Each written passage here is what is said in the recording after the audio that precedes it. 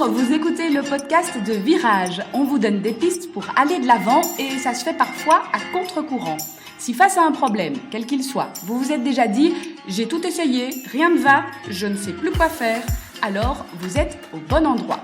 Je suis Marina Blanchard, psychologue, formatrice et fondatrice de Virage. Mon école s'inscrit dans la lignée de celle de Palo Alto, c'est-à-dire de la thérapie brève. Et je suis Peggy Van Lierde, chef d'entreprise, journaliste et coach en développement personnel. Ensemble, nous vous proposons des réflexions pour avancer autrement. Vous êtes peut-être à l'heure des bonnes résolutions en ce début d'année. Aïe, aïe, aïe, les bonnes résolutions, Peggy, on avait dit qu'il ne fallait pas en prendre. Alors si toutefois cette année, vous vous dites quand même que vous avez envie de faire un petit effort sur votre alimentation après l'effet de fin d'année bien chargé. En tout cas, aujourd'hui, on a justement invité une naturopathe donc pour parler un peu alimentation.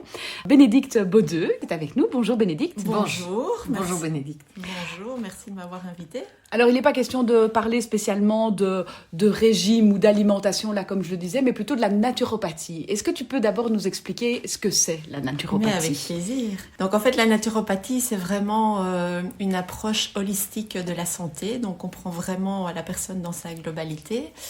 Et le but, c'est vraiment de promouvoir la santé, de favoriser le bien-être et une bonne immunité, en fait. Alors pour moi, la naturopathie, elle est vraiment complémentaire à la médecine allopathique. C'est vraiment deux choses complémentaires. Je ne suis pas médecin, donc je ne vais pas faire de diagnostic. Et alors, en naturopathie, en fait, on se base vraiment sur 4 axes que je peux un peu expliquer. Oui. Donc le premier, c'est l'alimentation, qui pour moi est vraiment le plus important, sur lequel on peut le plus facilement travailler. Le deuxième, c'est tout ce qui est bien-être, détente. Voilà pourquoi je fais également des massages, puisque ça rentre pour moi dans la naturopathie. Le troisième axe, c'est tout ce qui est respiration, exercice physique. Donc là aussi, on peut donner quelques conseils. Et le dernier axe, qui est super important également, c'est le sommeil. Donc en fait, on s'intéresse à ces 4 axes et on essaye qu'ils soient équilibrés. S'il y en a un qui est un peu en déséquilibre, du coup, souvent notre santé ne va pas trop bien. Donc ça veut dire que quand on vient te consulter, tu fais d'abord une petite analyse un peu globale de la situation à travers ces 4 axes pour voir où est le déséquilibre, c'est ça ? Tout à fait. Donc je vais poser toute une série de questions qui peuvent paraître parfois un peu loufoques parce que je m'intéresse également à la médecine chinoise. Donc je vais regarder aussi dans les yeux, sur les ongles, enfin voilà, des choses qu'on n'a pas l'habitude de faire. Et après, c'est un petit peu une anamnèse et après, sur base de ça, je vais pouvoir donner des conseils à la personne. Donc aucune obligation, c'est pas une prescription, c'est vraiment des conseils qui peuvent être de tout genre. Mais en premier, je vais vraiment travailler sur l'alimentation parce qu'avec ça, on peut déjà faire énormément. Et travailler sur l'alimentation, ça veut dire quoi ? Ça veut dire combler des manques, ça veut dire faire attention à ce qu'on mange. Donc je vais demander à la personne qu'elle me décrive un peu ce qu'elle mange, différents menus. Et sur base de ça, je vais regarder qu'est-ce qui est prioritaire à changer. Alors, ce que je n'aime pas faire, c'est dire aux gens « arrêtez de prendre ceci ». Ça, c'est vraiment quelque chose que je n'aime pas faire parce que du coup, les gens, ils n'ont pas envie de le faire. Tout de suite, ça leur fait peur. Donc ce que je préfère faire, c'est dire aux gens « on va rajouter ceci, rajouter cela pour que ça devienne une habitude ». Et au fur et à mesure, ce sera plus facile alors pour eux de supprimer des choses qui sont moins bonnes. Mais je ne veux pas tout révolutionner parce que sinon la personne, elle ne va pas tenir longtemps, elle va faire 2-3 jours et puis elle va arrêter. Donc, je vais y aller pas par pas. Enfin, je vais dire à la personne, voilà, on va faire ceci, cela en plusieurs phases pour éviter de changer tout ce qu'il y a dans les armoires de la cuisine. Et à nouveau, la personne ne va pas le faire très longtemps, quoi. Donc c'est ça, c'est essayer d'implémenter un changement, mais des petits changements petit à petit pour que ce soit pérenne dans le temps et que ça fasse de l'effet. Et c'est très sur mesure alors d'une personne à l'autre. Oui, ça aussi c'est super important, c'est qu'en naturopathie en fait on s'intéresse plus au terrain de la personne. Donc on ne va pas s'intéresser seulement aux symptômes, mais vraiment au terrain. Donc le terrain, c'est regarder quelles sont les forces et les faiblesses de la personne. Donc en fait, on est tous différents. Donc quelque part, on devrait tous manger un petit peu différemment. Mais bon, il faut rester quand même humain, manger en société. Donc il faut apprendre à se connaître, à vraiment écouter les signes de son corps et connaître les aliments qui nous font du bien ou au contraire qui nous font moins du bien. Et donc quand on est malade, par exemple, ces aliments qui ne nous font pas du bien, c'est important de les connaître pour pouvoir les évincer à ce moment-là. Ça ne veut pas dire qu'il faut tout le temps évincer certains aliments, mais par moment, c'est bien de se connaître et de pouvoir les mettre de côté. Quel est le profil des personnes qui viennent te voir ? Enfin, je veux dire, pas forcément un profil, mais la demande quand quelqu'un vient te voir. Alors ça peut être des problèmes de stress, de fatigue, de poids, des problèmes digestifs, des problèmes ORL. Des douleurs Des aussi. douleurs, oui, enfin, ça peut vraiment être très très très très varié. En fait, la naturopathie, finalement, c'est une hygiène de vie. Mais souvent, les gens, ils viennent parce qu'ils ont des petits bobos à gauche et à droite. Et donc, ils ont un petit peu tout essayé. Puis finalement, ils arrivent chez un naturopathe. Est-ce qu'on vient forcément parce qu'on a un inconfort? Tu n'es pas obligé d'attendre d'avoir un souci pour venir. Tu peux déjà te dire, voilà, les choses vont bien, mais j'aimerais bien encore aller mieux, avoir plus d'énergie, être en forme tout le temps, éviter les baisses d'énergie, par exemple. Oui, Donc, tout ce qui est hormonal aussi, alors. tout ce qui est hormonal. En fait, je m'intéresse vraiment au profil de la personne. Donc, de plus en plus, je vais essayer d'individualiser vraiment mes conseils, puisque en fonction du groupe sanguin, du profil ayurvédique, enfin, voilà, il y a différents questionnaires que je peux utiliser pour essayer vraiment de connaître quel est le profil de la personne et l'aider en fonction de ce qu'il peut mettre en place, que ce soit pas... on va pas tout changer, quoi. C'est une médecine de mieux-être, en fait. C'est comment maintenir la santé plutôt que de soigner, vraiment. Oui, c'est pas vraiment soigner, c'est plutôt, oui, c'est ça, de mieux-être et en tout cas utiliser des moyens naturels pour aller mieux. Donc, on utilise l'alimentation, mais on peut également utiliser tout ce qui est phytothérapie, aromathérapie, gémothérapie. Donc voilà, c'est pas vers ça que je vais en premier. Je préfère aller d'abord vers l'alimentation et puis après, dans une seconde séance, j'irai peut-être aussi les choses n'évoluent pas suffisamment favorablement. Alors on peut utiliser de la phyto, de l'aroma. Des compléments alimentaires, quoi. Des compléments, oui. Donc on ne sort pas systématiquement de chez toi avec une liste de compléments alimentaires. Non, ça c'est quelque chose que je n'aime pas. Les gens quand on doit ressortir de chez quelqu'un et qu'on en a pour 150, 200 euros, c'est quelque chose que j'aime pas du tout. Donc c'est pour ça que je préfère travailler par l'alimentation. Et à travers les autres axes que tu évoquais, l'alimentation en était un. Il y avait le sommeil, la respiration par exemple. Ça, ce sont aussi des choses alors que tu aides à mettre en place? Oui, tout à fait. Des petits exercices en fait très simples. Déjà quand la personne vient, on peut voir comment elle respire, si elle respire par le haut ou plus au niveau du ventre. Et donc ça, directement, ça va jouer sur son état. Donc on peut donner des petits exercices pour se détendre, pour apprendre à bien respirer. Plein de petites choses, vraiment des petits tips, des petits outils faciles à mettre en place pour le bien-être au quotidien.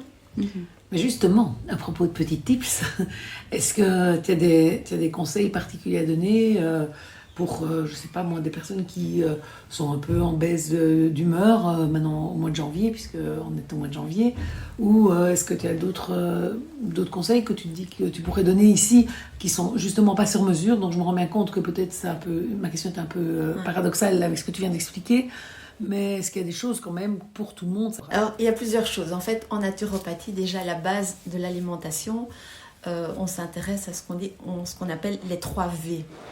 Alors, les 3 V, en fait, ça correspond 1, végétal, 2, varié, et 3, vivant.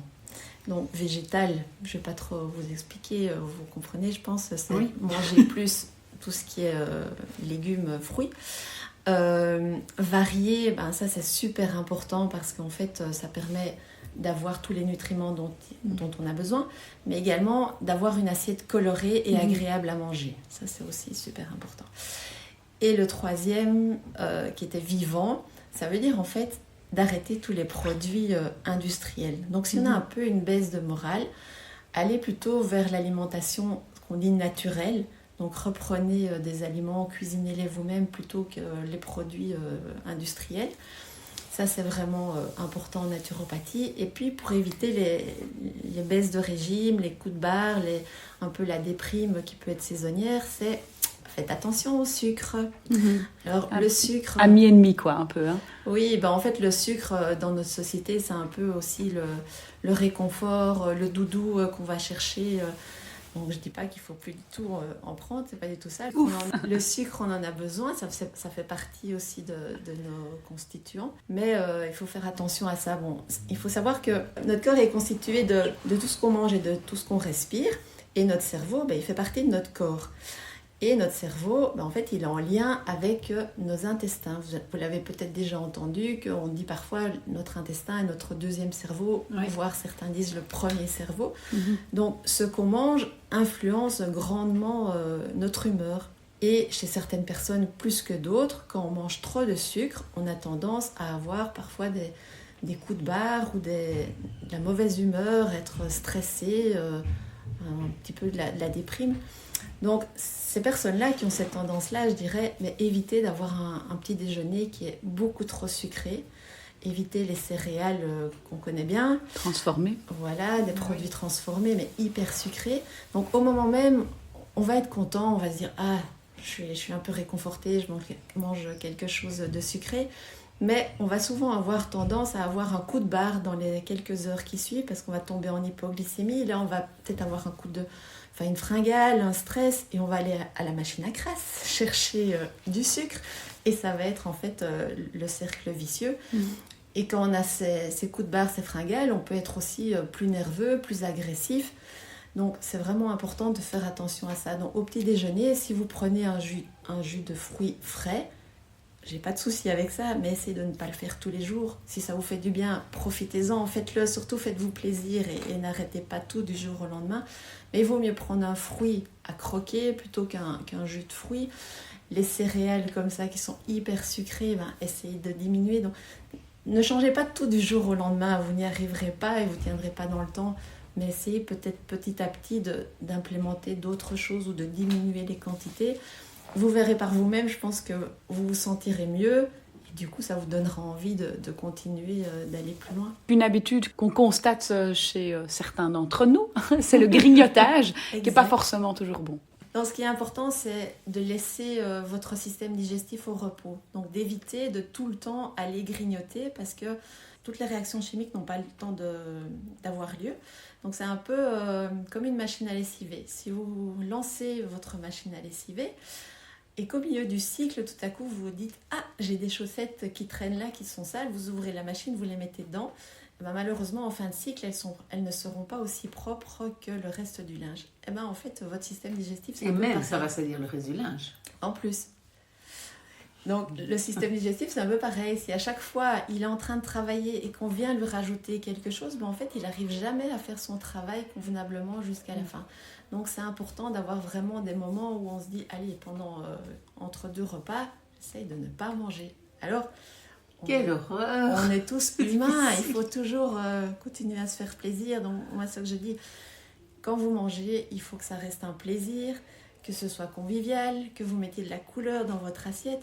Ne mangez pas du poisson avec du riz et du chou-fleur dans une assiette blanche. Voilà, c'est pas du tout sympa. Faites attention, ok, mais donnez-vous des moments de plaisir. Si vous dites, moi, au moins une fois par semaine, j'ai besoin de ça, faites-le.